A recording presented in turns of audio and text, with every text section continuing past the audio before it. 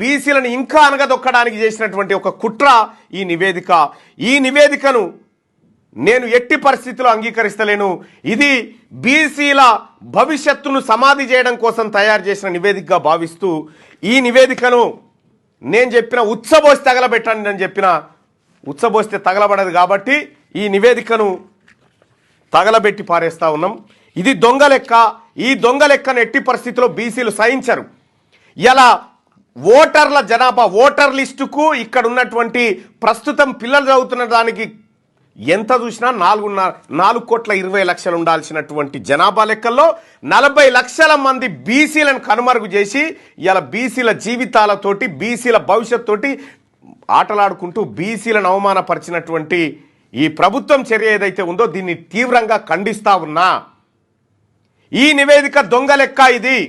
ఇది రాష్ట్ర ప్రభుత్వం అసెంబ్లీలో తర్వాత మండలిలో చెప్పినటువంటి లెక్క ఏదైతే ఉందో ఇది దొంగ లెక్క. బీసీ ప్రజలారా అర్థమైపోయింది. వీళ్ళు మనకు న్యాయం చేయడానికి కానీ లేకపోతే మనకు రిజర్వేషన్లు ఇవ్వడానికి కానీ మన లెక్కలు తీయడానికి వీళ్ళకి ఇష్టం లేదు.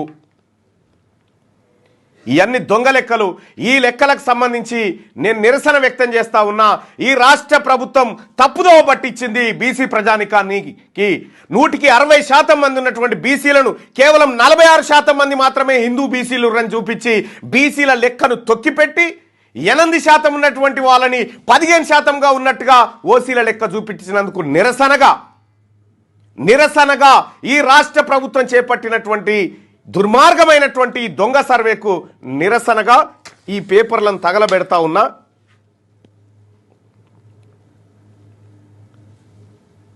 ఇవి బీసీ ప్రజలను మోసం చేసినటువంటి నివేదిక ఏదైతే ఉందో ఈ చట్టసభలో ప్రవేశపెట్టినటువంటి నివేదిక దీన్ని తగలబెడతా ఉన్నాం ఇవాళ. ఇది దొంగ లెక్క.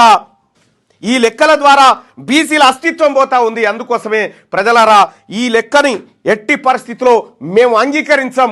ఇది దొంగ లెక్క. ఇది జానారెడ్డి చేసినటువంటి సర్వే. ఈ సర్వేని మేము ఎట్టి పరిస్థితిలో అంగీకరించాం.